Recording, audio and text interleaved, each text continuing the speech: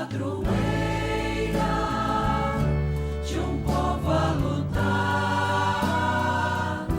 a gente mineira te quer exaltar, não só lá na serra. Amado irmão, amada irmã, saúde e paz. Aqui congregados ao redor da amada Mãe Maria, multipliquemos a nossa experiência bonita e o nosso sentimento de união profunda ao coração da Mãe dolorosa, a Mãe das dores, a Mãe da piedade.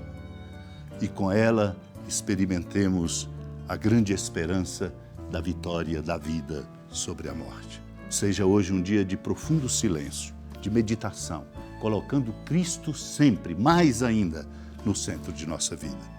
Por isso lembro aqui um bispo do século II chamado Melitão de Sardes, que disse: muitas coisas foram preditas pelos profetas sobre o mistério da Páscoa, que é Cristo, a quem seja dada a glória pelos séculos. Ele desceu dos céus à terra para curar a enfermidade do homem, revestiu-se de nossa natureza no seio da Virgem e se fez homem. Tomou sobre si o sofrimento do homem enfermo num corpo sujeito ao sofrimento, e destruiu as paixões da carne. Seu espírito, que não pode morrer, matou a morte homicida. Foi levado como cordeiro e morto como ovelha. Libertou-nos das seduções do mundo, como outrora tirou os israelitas do Egito. Salvou-nos da escravidão do demônio, como fez outrora com Israel, fazendo-o sair das mãos do faraó. Marcou nossas almas com o sinal do seu espírito e os nossos corpos com seu sangue. Foi ele, Cristo, que venceu a morte e confundiu o demônio, como outrora Moisés ao faraó. Foi ele que destruiu a iniquidade, condenou a injustiça e esterilidade, como Moisés ao Egito. Foi ele, Cristo, meu irmão, minha irmã, que nos fez passar da escravidão para a liberdade, das trevas para a luz, da morte para a vida, da tirania para o reino sem fim, e fez de nós um sacerdócio novo, um povo eleito para sempre. Ele é a Páscoa da nossa salvação. Acolhendo a sua palavra, nós possamos viver este dia, nesta semana maior, esse momento bonito do tríduo pascal, da sexta-feira, da oferta que Cristo faz de si. Naquele tempo, Jesus saiu com os discípulos para o outro lado da torrente do Cedron. Havia aí um jardim onde ele entrou com os discípulos. Também Judas, o traidor, conhecia o lugar porque Jesus costumava reunir-se aí com os seus discípulos. Judas levou consigo um destacamento de soldados e alguns guardas dos sumos sacerdotes e fariseus e chegou ali com lanternas, tochas e armas. Então Jesus, consciente de tudo o que ia acontecer, saiu ao encontro deles e disse: a quem procurais? Responderam: a Jesus, o Nazareno. Ele disse: sou eu. Judas, o traidor, estava junto com eles. Quando Jesus disse: sou eu, eles recuaram e caíram por terra. De novo lhes perguntou: a quem procurais? Eles responderam: a Jesus, o Nazareno. Jesus respondeu: já vos disse que sou eu. Se é a mim que procurais, então deixai que estes se retirem. Assim se realizava a palavra que Jesus tinha dito: não perdi nenhum daqueles que me confiaste. Simão Pedro, que trazia uma espada consigo, puxou dela e feriu o servo do sumo sacerdote, cortando-lhe a orelha direita. O nome do servo era Malco. Então Jesus disse a Pedro: guarda a tua espada na bainha. Não vou beber o cálice que o Pai me deu? Amados e amadas de Deus, hoje somos chamados na igreja no mundo inteiro a ouvir a proclamação da palavra com a recitação e a narração da paixão e morte do Senhor, segundo São João, nos capítulos 18 e 19.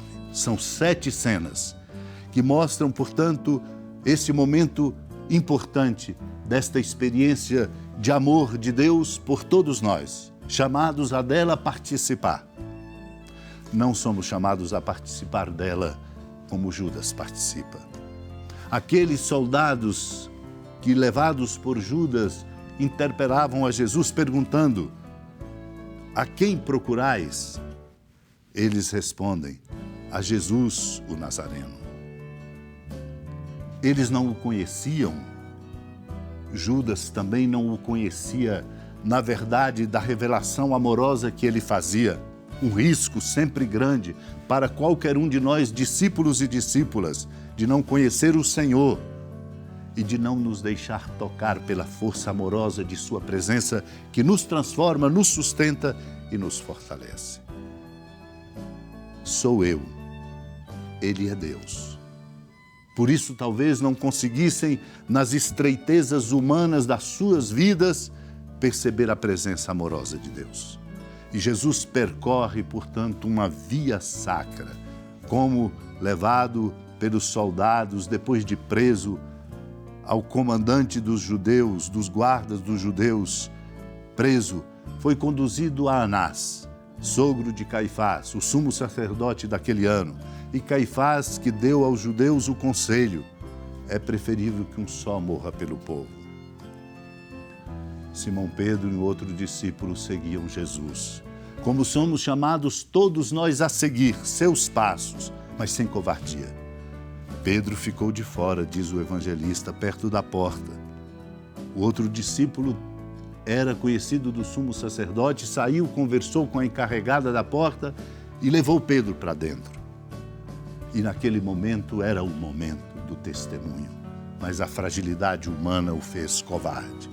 A criada que guardava a porta disse a Pedro: não pertences também tu aos discípulos desse homem? Ele disse: não.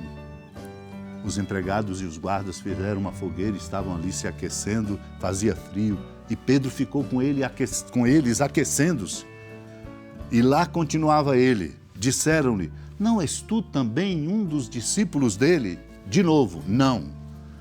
Um dos empregados do sumo sacerdote, parente daquele a quem Pedro tinha cortado a orelha, disse: será que não te vi no jardim com eles? Pedro novamente negou e o galo cantou. Não teve coragem.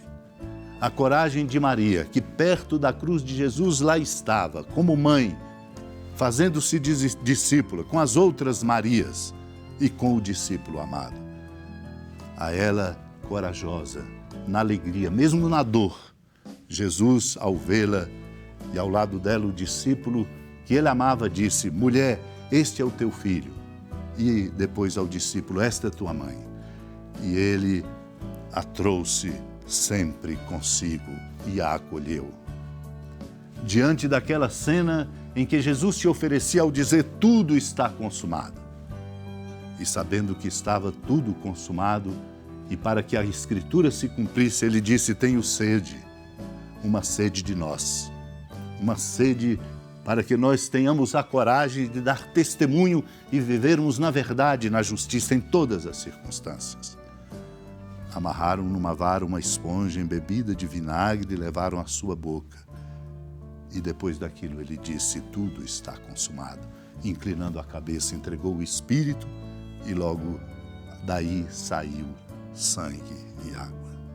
Amados e amadas de Deus, nossos corações se abram, como diz Militão de Sardes, este bispo do século II, para compreendermos. Foi ele que destruiu a iniquidade e condenou a injustiça e a esterilidade, como Moisés no Egito.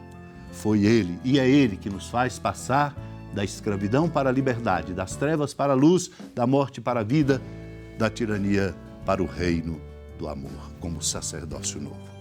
Unidos ao coração da Mãe da Piedade, Mãe dolorosa, supliquemos a Deus a graça de compreendermos que Ele, Cristo, é a Páscoa da nossa salvação. Senhora da piedade, Mãe Virgem do Cristo Deus. Lembrai-vos, ó piedosíssima Virgem Maria, que nunca se ouviu dizer que alguém daqueles que, tendo recorrido à vossa proteção, implorado a vossa assistência e reclamado o vosso socorro, tenha sido por vós desamparado. Animado com igual confiança, a vós recorro, ó Virgem das Virgens, e gemendo sob o peso dos meus pecados, me prostro a vossos pés. Não desprezeis as minhas súplicas, ó Mãe do Verbo encarnado, mas dignai-vos de as ouvir propícia e de me alcançar o que vos peço. Amém. Feliz padroeira,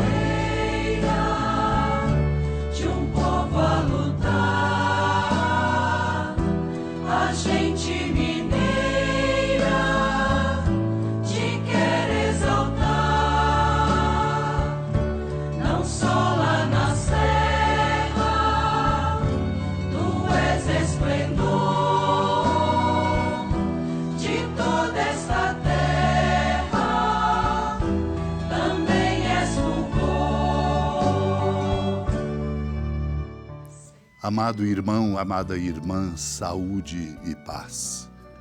Com alegria da ermida da padroeira do estado de Minas Gerais, a Senhora da Piedade, que da sua casa de clemência e bondade nos acompanhe e nos abençoa do alto da serra, magnífica arquitetura divina, a bênção de Deus, amor misericordioso.